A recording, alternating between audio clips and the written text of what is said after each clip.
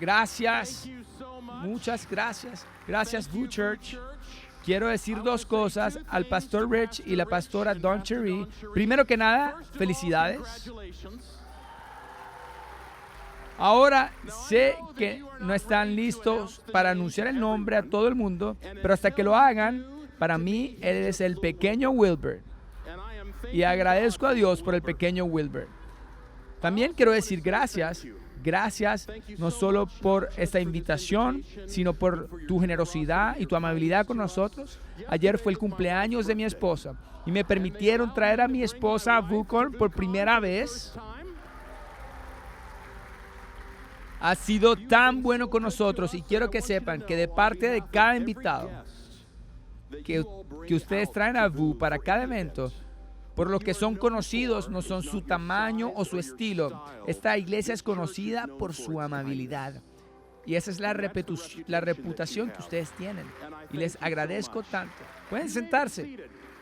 Ahora, el pastor Rich estaba diciendo, he servido como pastor y como profesor. He pastorado un ministerio por 15 años, en educación por 20 años.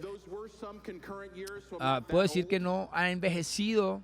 Pero en ese tiempo he pastoreado iglesias que han atravesado crisis. Yo era un pastor en el 911 y tuve que ayudar a una comunidad a lidiar con eso.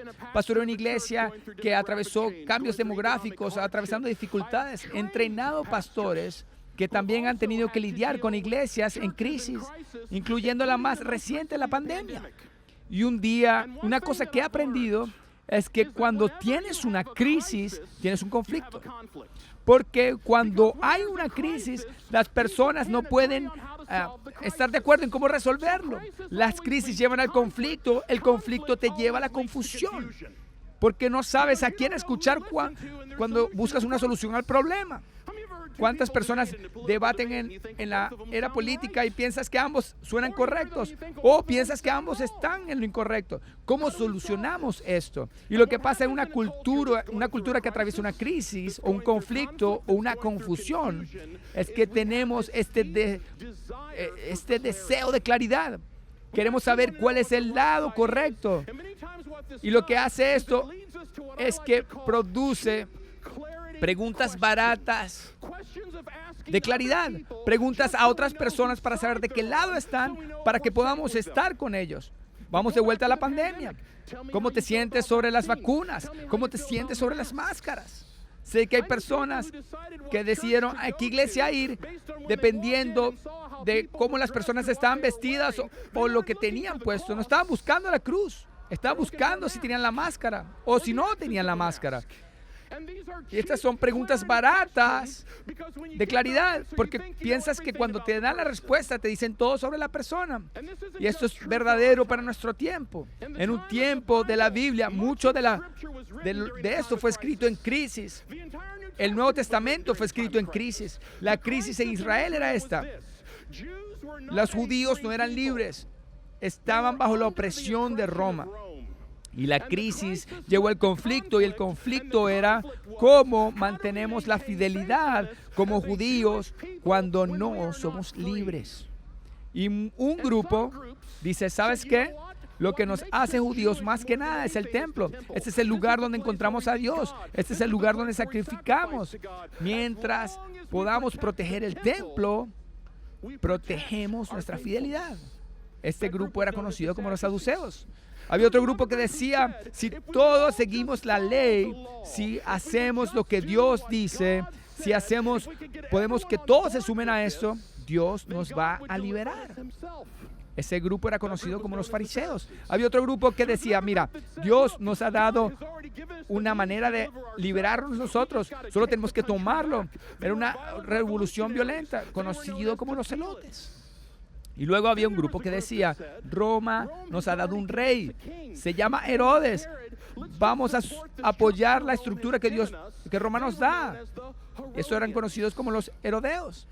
Y los judíos estaban divididos sobre qué lado debían estar. Y cuando Jesús viene a la escena, todo el mundo quiere saber en qué lado está Jesús. Jesús parece un fariseo porque tiene discípulos, pero Jesús enseña en el templo, entonces parece un saduceo, pero Jesús parece un revolucionario, por eso parece un celote, pero él cena con pecadores y recaudadores de infecto, parece un herodeo. Pero Jesús, ¿en qué lado estás?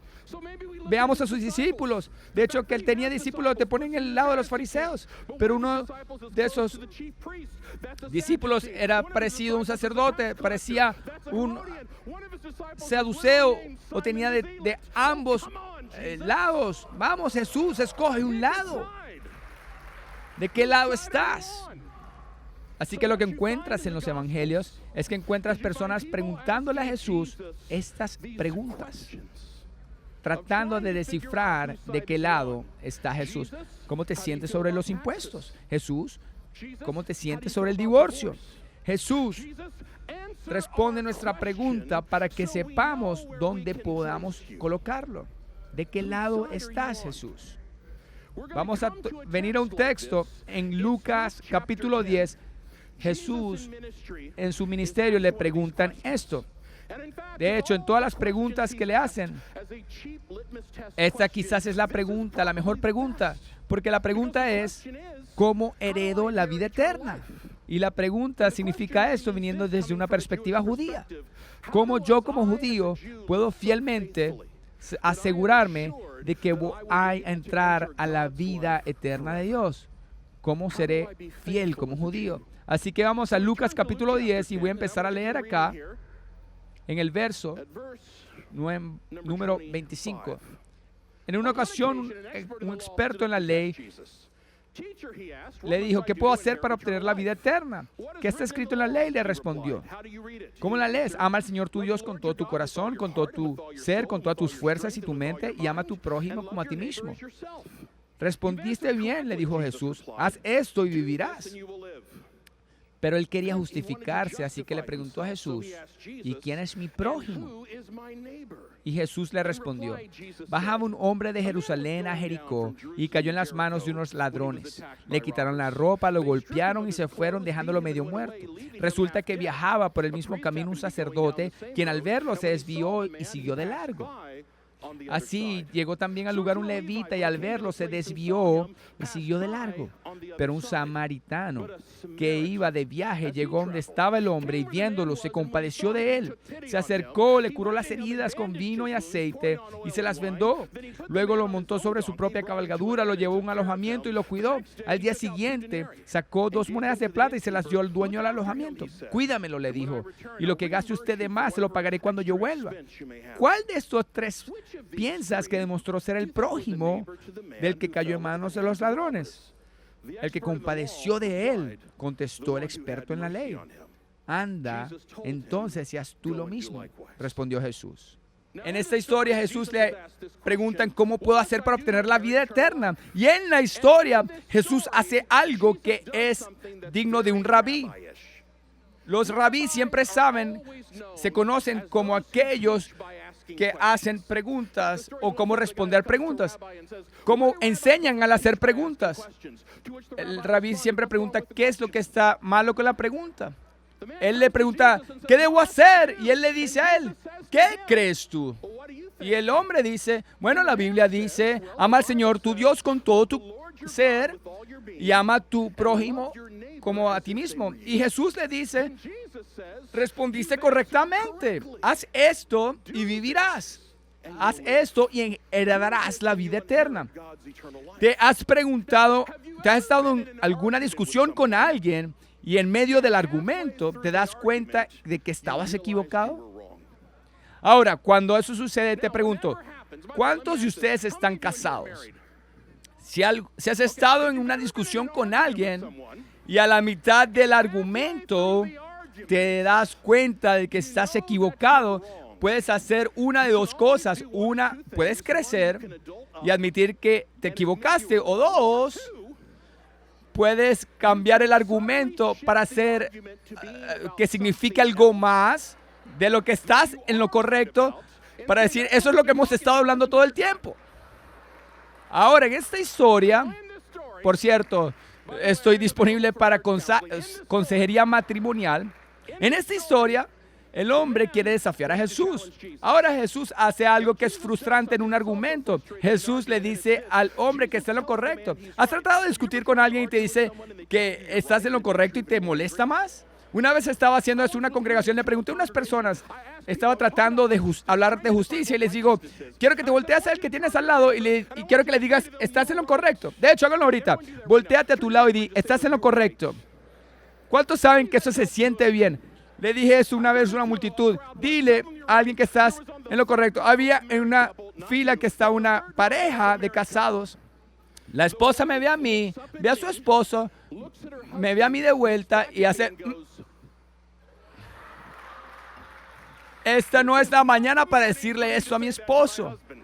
Puedes estar enojado cuando saber que estás en lo correcto, pero sabes que te enoja cuando te dicen que estás en lo correcto y sigues teniendo una discusión. No estés de acuerdo, sé que no estamos en el mismo lado en esto. Y el hombre le dice que está en lo correcto por Jesús, pero quiere justificarse, quiere justificar su desafío, sabiendo que no estamos en el mismo lado. Cambia la conversación a algo más. Y Jesús, ¿quién es? Le pregunta, ¿quién es mi prójimo? La pregunta que él hace es relevante para el tiempo, porque soy un profesor y voy a ponerme un poco técnico. No va a haber una prueba luego, así que no te preocupes. Pero cuando el Antiguo Testamento dice eso, ama a tu prójimo como a ti mismo, es en Levítico 19. El 18 dice, ama a tu prójimo como a ti mismo. Pero si lees el capítulo, significa tu prójimo como alguien de tu propio país.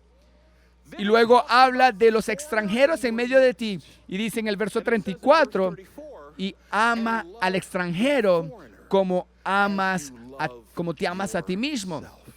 Así que en Levítico 19 es los que son de tu país y los que son los extranjeros que viven dentro de ti. Esos son los que estás llamados a amar.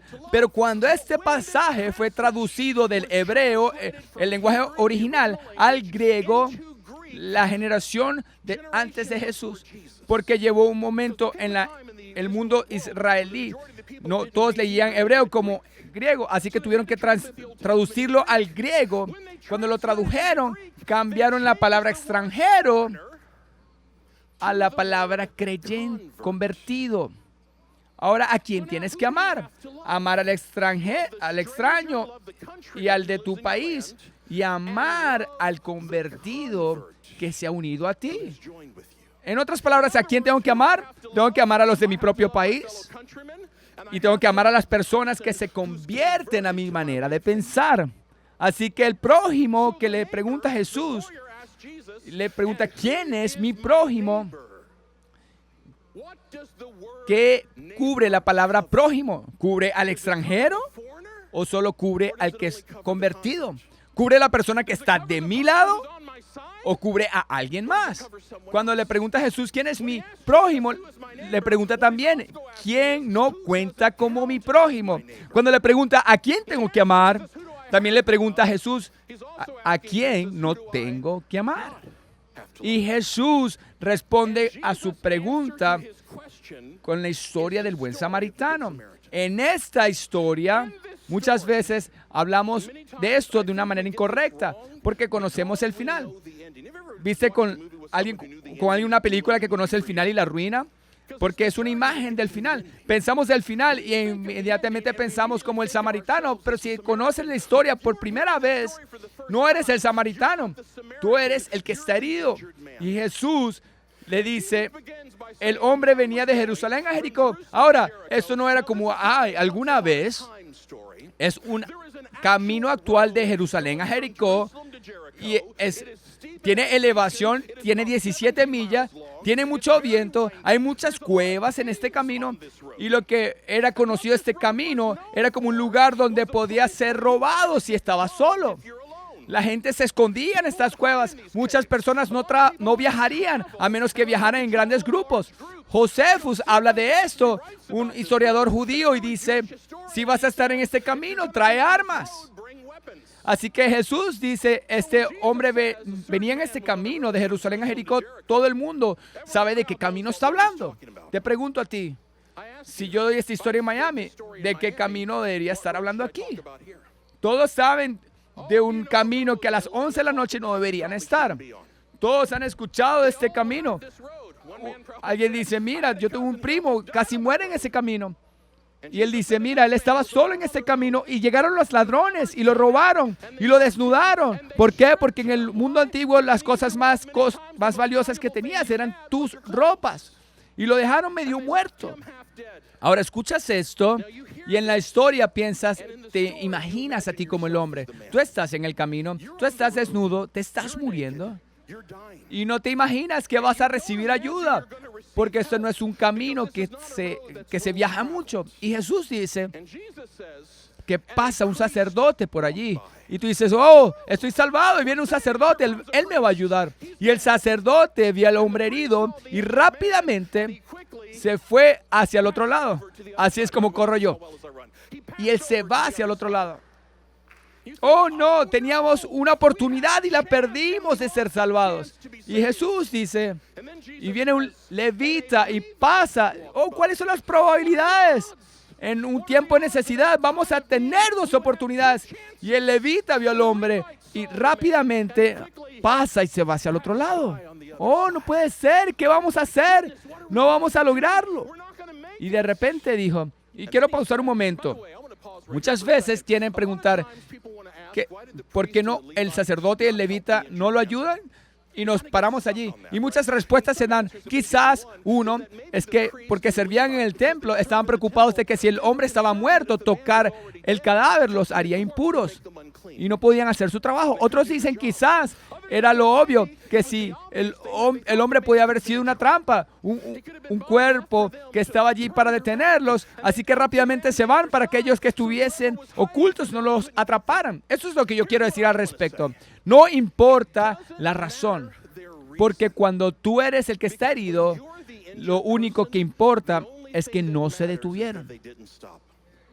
Cuando tú estás en necesidad y nadie encuentra esa necesidad, no importa cuál es la razón. Todo lo que importa es que tú estabas en necesidad y ellos se fueron al otro lado. Así que Jesús dice, hubo un samaritano.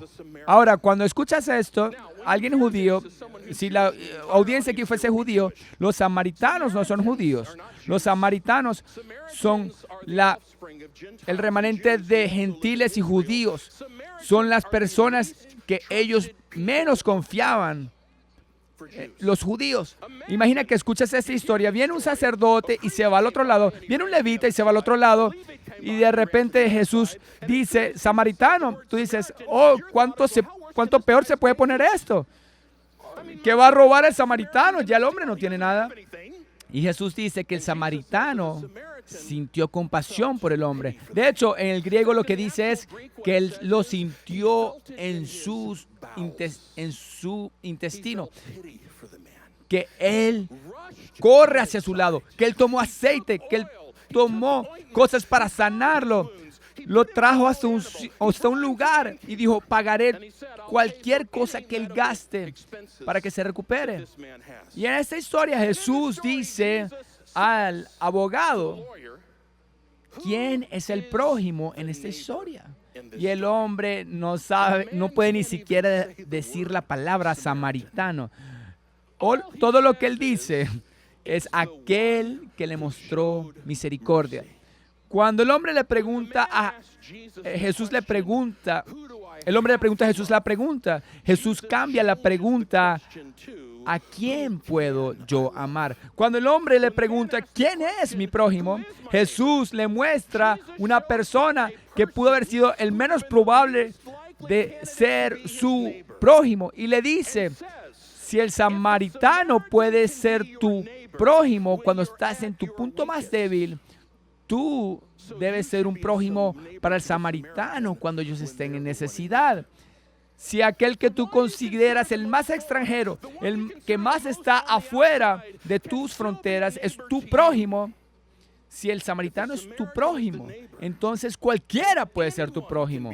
Y estamos llamados a amarlos como si son parte de nuestra tribu. En otras palabras, no te sostengas en las diferencias que tienes con otras personas, que no puedes verlos como si fueran iguales a ti. No te sostengas en las diferencias de alguien más, que no los puedes ver como alguien igual a ti. Esta historia fue real para mí unos años atrás. Tenía una mamá de 80 años. Mi mamá todavía estaba predicando, era una evangelista, y a los 82 todavía estaba saltando. Yo no salto, ella sí saltaba. Ella era una mujer bastante independiente, y un día estaba fuera de su casa, y esto es una evidencia de quién es ella. No estaba barriendo su porche, estaba barriendo la calle enfrente de su porche, porque ella quería que la calle enfrente de su porche estuviese limpia. Y está ahí barriendo, y hay una colina alta que va hacia al lado de nuestra casa, está cubierta de tierra y termina con una pared. Y ella va hasta ese lugar y empieza a barrer la tierra, y se cae su teléfono al suelo.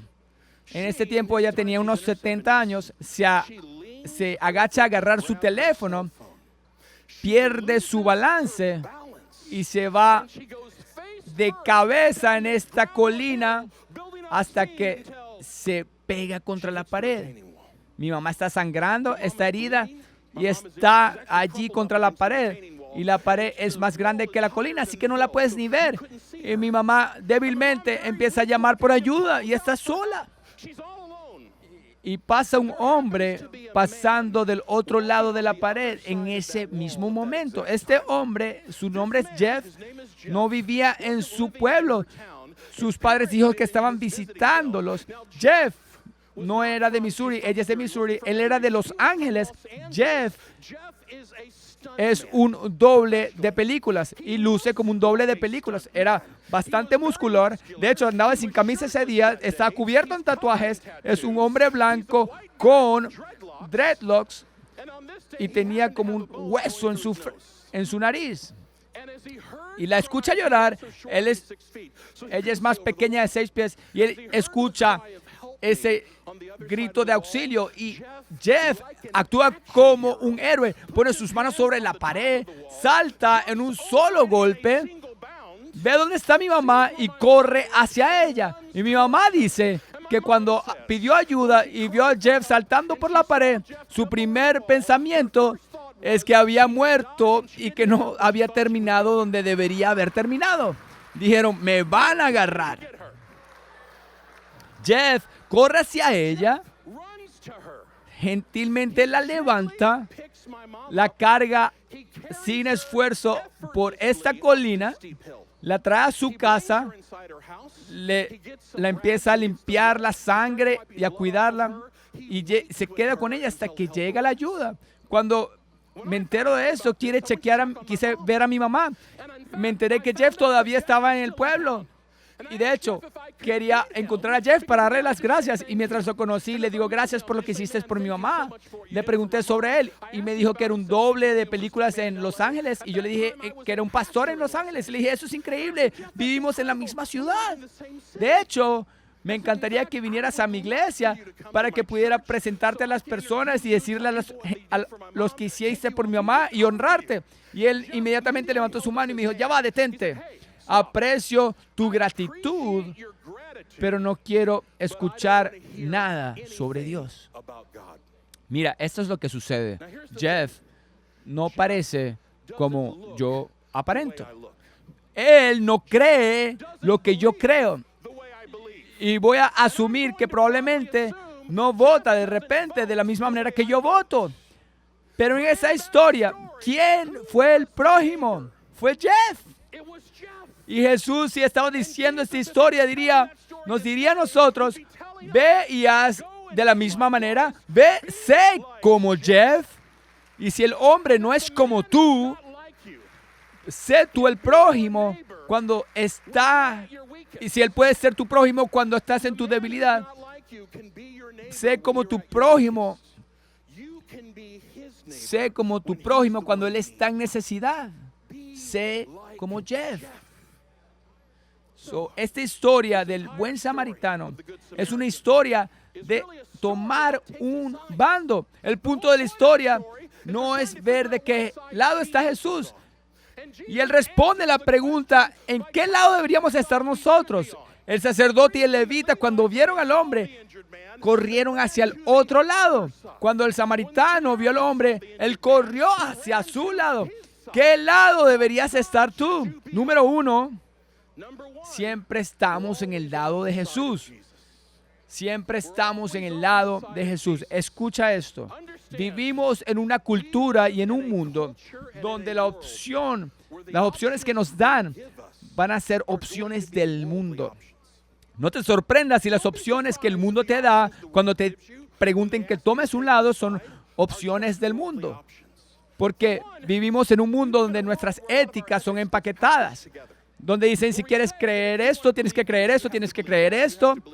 Tanto que si te pregunto una pregunta, puedo asumir que crees sobre todo lo demás. Pregúntame cómo siento sobre aborto y piensas que sabes lo que siento sobre inmigración. Y si me preguntas sobre inmigración, sabes cómo pienso sobre el ambiente.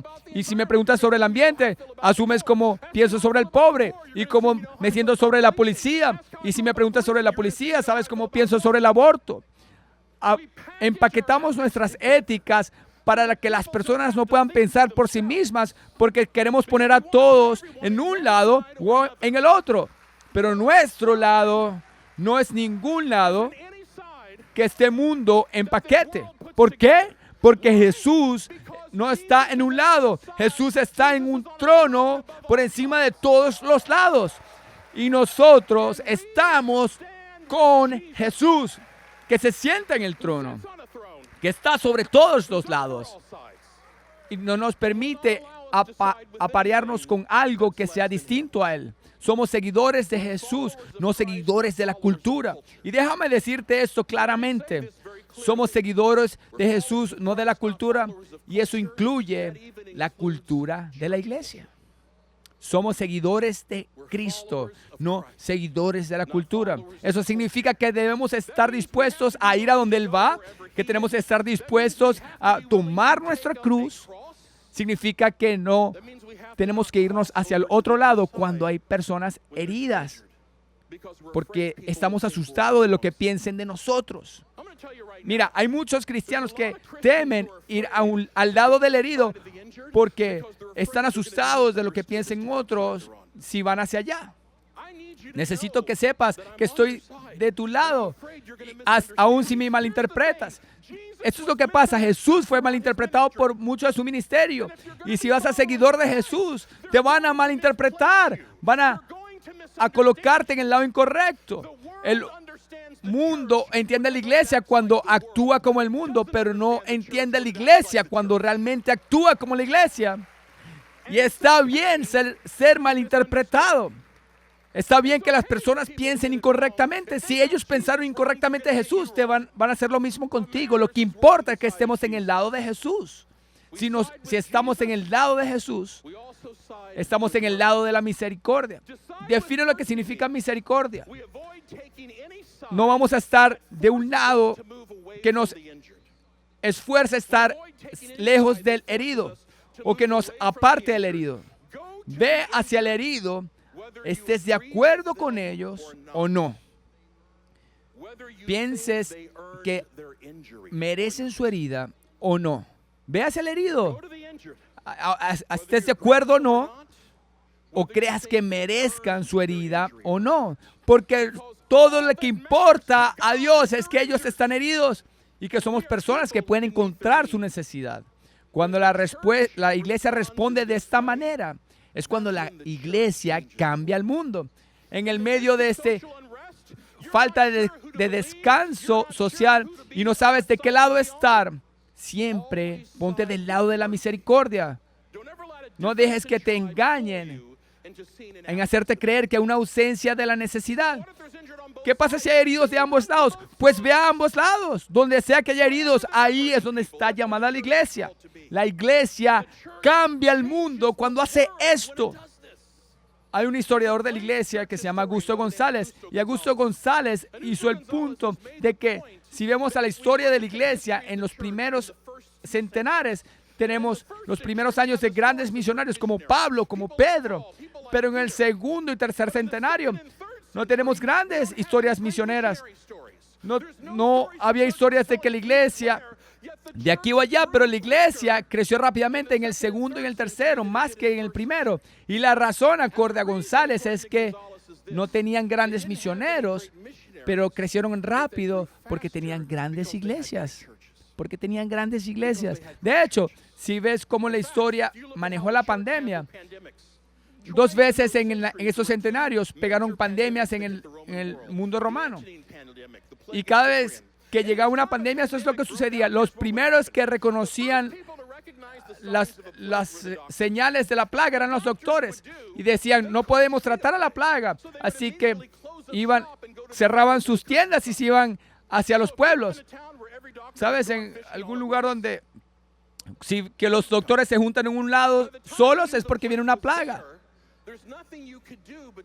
En esos tiempos no podías hacer nada más que guardarte en tu casa. Y lo único que podías hacer era correrlos de tus casas. Tenías que decir, oye, te amo, pero tienes esta plaga y no puedo recibirte. Y muchas personas estaban afuera en la calle sin comida y agua hasta que la plaga se acabara. Eso fue lo que hizo la iglesia. Fueron hacia todos los que estaban afuera y les trajo comida y agua. La iglesia no podía hacer desaparecer la plaga, pero se aseguraron de que todos tuvieran comida y agua. Pero ¿sabes tú que si hay alguien que sabe que estás enfermo y te cuidan, que las probabilidades aumentan de que estés mejor? Y eso es lo que dicen los sociólogos. Si eres un pagano que vivía en un lugar donde había una iglesia, tus oportunidades de sobrevivir crecían exponencialmente. Si eres un pagano que vivía en un lugar donde no había iglesia, la plaga termina, todo el mundo va hacia afuera y ve que todos estaban vivos. Y así la iglesia crecía y crecía. La iglesia en América acaba de atravesar una pandemia. ¿Y qué piensas que hizo la iglesia americana? Cada crisis es una oportunidad para la iglesia de amar a tu prójimo. Así es como cambiamos al mundo. Te pones del lado de Jesús, te pones del lado de la misericordia. Y finalmente te pones del lado de la iglesia. Porque el mundo necesita saber que como iglesia estamos amando a nuestro prójimo, que como comunidad estamos acá. Te voy a decir una historia más. ¿Está bien si te digo una historia más? Oye, si vamos al mismo sitio, tenemos que estar del mismo lado. Conozco un ministro, un predicador, hace años, cuando era joven, vino un domingo una mujer y le dijo, pastor, ella tenía cáncer y tenía 2 hijos pequeños. Su esposo la había estado cuidando a ella y a sus hijos y se enteró de que la última semana que su esposo la abandonó y ella le pidió que fueran a visitar al vecino. Ella estaba tan enferma que no podía salir del sofá. Su hijo mayor fue a hacer el desayuno para su hermano y su mamá. Toco la puerta y el niño de 5 años me dice, Señor, ¿eres tú el hombre de Dios? Me pregunta cuando toco la pregunta. Mi vecino me dijo que un hombre de Dios viene y que cuando el hombre de Dios llegue, todo va a cambiar. ¿Eres tú el hombre de Dios? No tenía el corazón para decirle mi título ni para decirle de qué iglesia venía. Solamente lo vi y le dije, yo soy el hombre de Dios. Y él me dijo, entra. Así que entré y vi a la mamá en el sofá y le pregunté si podía orar por ella. Y mientras me acercaba, le pedí a Dios, Señor, te pido que hagas un milagro, no por mí, no ni siquiera por ella, sino que hay un niño de 5 años que le han dicho que cuando llegara el hombre de Dios, acá todo iba a cambiar. Y por su bien, quiero que las cosas cambien. Así que caminé hacia ella, oré rápidamente por ella,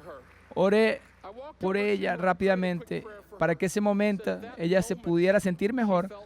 Ella se levantó, hizo comida para su familia y lo que sucedió fue, por los próximos 20 años asistieron a mi iglesia porque Dios la sanó completamente. Por el resto de su ministerio, cada vez que llegaba a un salón nuevo, escuchaba esa voz de ese niño de 5 años. Eres tú el hombre de Dios. Amigos, hay un mundo afuera que quiere saber que hay mujeres y hombres de Dios en el salón. Quieren saber que hay un pueblo de Dios. Miami necesita saber que cuando el pueblo de Dios está aquí, todo puede cambiar. Por favor, pónganse de pie. Quiero orar por ti esta mañana y luego vamos a cerrar en adoración. Pero mientras oro, quiero orar primera vez. Si no conoces a Jesús, quizás nunca has estado del lado de Jesús, quiero orar contigo ahora mismo. Y quiero que si tú quieres ponerte del lado de Jesús, puedes orar conmigo. Todo lo que tienes que creer es que Él murió por tus pecados. Él removió los obstáculos entre tú y Dios. Y quiero luego orar contigo como iglesia. No quiero que vengas hacia adelante en oración, como si puedas orar hacia un altar y responder en un mensaje. La respuesta de este mensaje no está aquí. La respuesta de este mensaje es lo que haces allá afuera. Así que quiero que respondas a este sermón amando a tu prójimo de una manera que nunca lo has amado. Padre, te agradezco por esta comunidad y te pido de que estés con todos acá. Te pido de que si hay alguien que no te conoce como Señor y Salvador, de que ahora Él pueda preguntar a Jesús, de que tú puedas venir a su vida, de que tú puedas perdonarlos de sus pecados, de que ellos puedan orar, Dios, quiero ser parte de ti. Hazme tuyo y sé mi Dios en el nombre de Jesús. Señor, te pido por la iglesia de VU, te agradezco por la amabilidad de esta iglesia, la generosidad de esta iglesia, el amor de esta iglesia. Y Dios, te pido que de una manera especial tú puedas incrementar su capacidad para amar a Miami. Que Miami pueda saber sin duda de que hay unas personas de Dios en la ciudad, de que los van a amar, de que van a proveer para ellos, que cuando ellos aparezcan, todo puede cambiar. Oramos esto en el nombre de Jesús. Amén.